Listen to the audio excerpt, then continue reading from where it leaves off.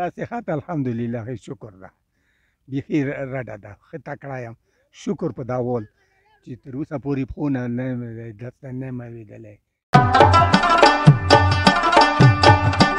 حاجي صاحب مونږ اورېدلي دي چې تاسو د ډېرو خلکو نومونه او سجارې یاد دي دا څه یې ده څنګه دې یاد کړي؟ کاکون مشهور یم و کاکو مې ټول پېژني په زرخان پېژنیانه. السلام علیکم ورحمت الله وبرکاتو.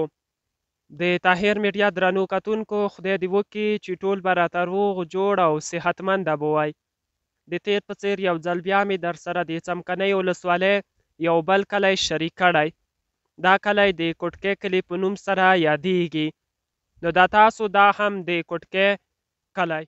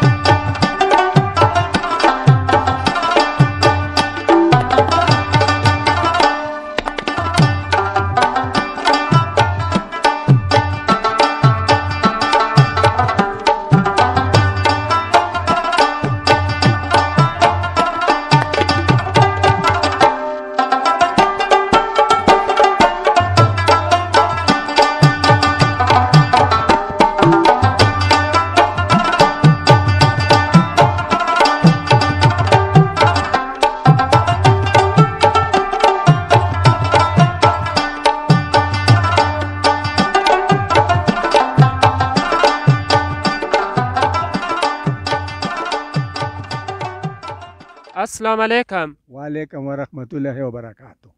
ښه ډېر ښه. څنګه د ماما صحت دی؟ ولا صحت الحمدلله ښه شکر ده بیخي رډه ده ښه تکړه یم شکر په دا ول چې تر اوسه پورې پښو نه دسته نه یم اورېدلی کور نه نه یم اورېدلی. حاجي صاحب که خپل ځان ور وپېژنې؟ خپل ځان مې دا پېژندګلو ده چې زه عبدالرحیم خان نومېږم پلور مې حاجي المار ده کاکون مشهور یم و کاکو مې ټول پېژني په زرخان پېژنیانه کوټکۍ کلي اوسېدونکی یم. ښه حاجي صاحب د تاسې کلی چې دا څو پلرینې ده؟ درې.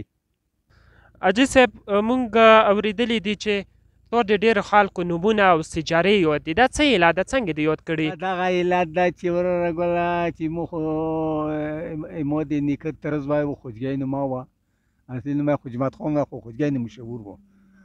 دغه چې و دغه وروره ګله دغه مکتب یې وخت نه دیلې دغه د نه ما دماغ ورته چولې وي و د ادب وایي چې نور هر شي زده کړه ما چې نور هر شي مې نه زده کېږي خو دا نومې مې زده کېږي او دا نومې مې زده یا کړي پوره که حضونه سره دي نوره ودرې دا د یغ نه مې زده کړي دي پوه شوې ټوکه نه زده کوم خوجګۍ سره معلم دي. خو ډېر ښه. حاجي صاحب دغه د تو کلیو په اړه که راته ووایې چې پرتوګ یو رقم او خط د بل رقم دا څه راز ده؟ دا راز و چې دا پخوانه دغه زه یو وړکې غونته وم چې خلکو کولې د مو پلور کړي وي موتر کړي وي موږ سپین ږیرو کړي وي د اوس د مو یالدو او پخوا وختو کې خو خود وي اوس دا رواج مو ته زیات خوند درکولو ودرېده اوس یا کم مې نه پرېږدم ودرېده نو که څوک مې لیونی بولي دا لباس کم که بیا که مې بولي دا لباس کم او دې ته داسې اطلاع مې ودرېده چا ووایي دا سړی خو لیونبوک ده دا لیونبوک ده چې دغه په خیرتوب ولا بیله دی مو کسان مې د منطقه کیانې وي څه شي چې لیونیا خبرې چا سره نشته یا ده څه ورسره دي.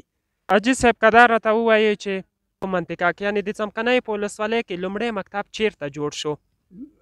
لومړی مکتب چې د خوری مکتب دلته هغه شوې ده ولا دا د تاسې درمنخیلو جومات جمعې جومات هغه نه وروسته بیا چیرته وشو؟ هغه نه وروسته اشتراک تر جکو